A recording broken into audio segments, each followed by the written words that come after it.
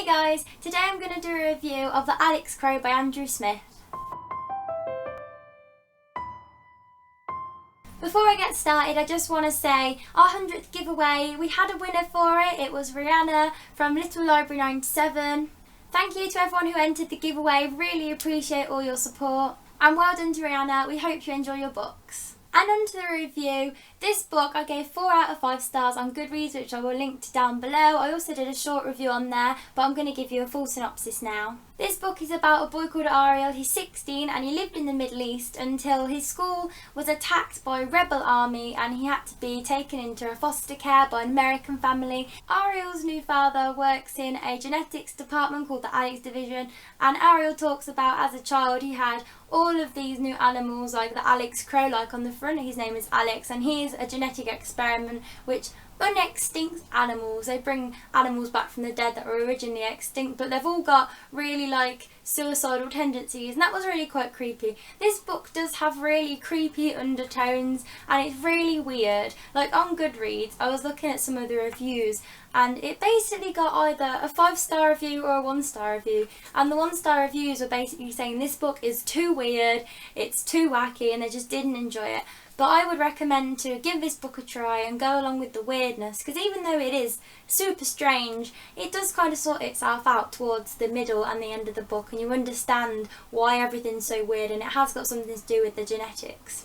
Ariel's new family send him to a boarding school. The boarding school is called Camp Mary Seymour for boys, and it's basically just a summer camp to keep these boys out of trouble, even though Ariel doesn't say a word for most of it and he's really quiet, and he lets his new foster brother Max talk for him, who's all out there, and he's quite a really funny protagonist in this story. I really like the character of Max. And the storyline with Ariel is only one. There is 2 other storylines that run alongside this as well. One of them is written in diary entries in dates and is from an Arctic explorer who is journeying in his boat across the ice. I won't say much about this storyline because it is a bit of a spoiler of what happens in it. And the third storyline follows a man called Leonard, also known as the Melting Man, and his journey across America. You don't really ever know what his goal is until halfway through the book, so I'm not going to say much about that. The only thing about Leonard is that this is where people are probably getting the weirdness from, because he is called the Melting Man, and Andrew Smith doesn't explain why, it just says he's melting. And he is the most disgusting character. He's described so disgustingly and you just feel so sorry for him, but you're also so repulsed by him. He is played by voices in his head called Joseph Stalin and 360, and this is probably where people get the weirdness from, because they're just like the good and evil angel on his shoulder telling him what to do, and he just does some crazy things which are quite disturbing in this book. I would say that this book is definitely for older teenagers because it has some quite adult content in, especially because at Camp Mary Seymour for boys, the 4 boys that are in Jupiter, because each cabin is named after a planet. A lot of boy talk goes down, but they are quite cute and young, about 15, 16, but they're also really inquisitive and funny characters. The only problem I had with this book was that the storylines did feel a bit disjointed because of the change in the time and the setting. They really differed from one another, and at the start of the book, the first 50 to 100 pages, I found it quite hard to stay with it and get into it.